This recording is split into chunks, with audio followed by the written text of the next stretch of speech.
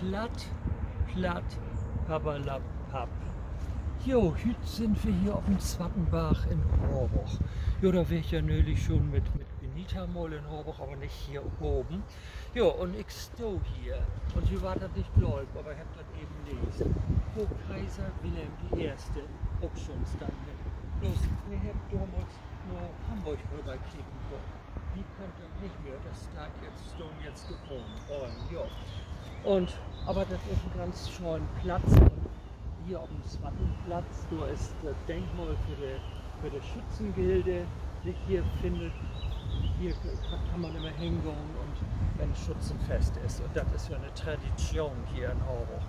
Jo, und ich bin jetzt ja auch hier und freue mich so ein bisschen kaiserlich. Ja. Und was will ich noch sagen? Der Weg schein. Ich werde das erste Mal im Sündergarten von dem Botanischen Garten.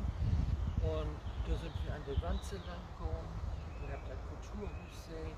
Und dann werden wir noch beim Augendoktor.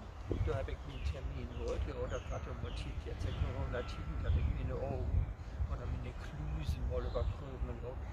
Und ja, da sind wir zum Neberg, Rüdiger Neberg. Sagt euch das noch was? Ja, das ist ja kürzlich gestorben. Ne?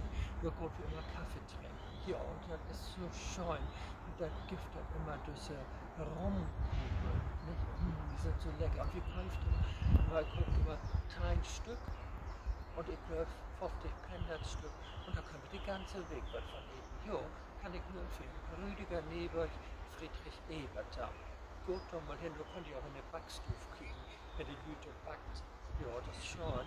Ja, und sonst, mal gucken, was noch so kommt. Ne? Ich wünsche, warten schon, Gartenfreitag und vergessen mich nicht. Tschüss.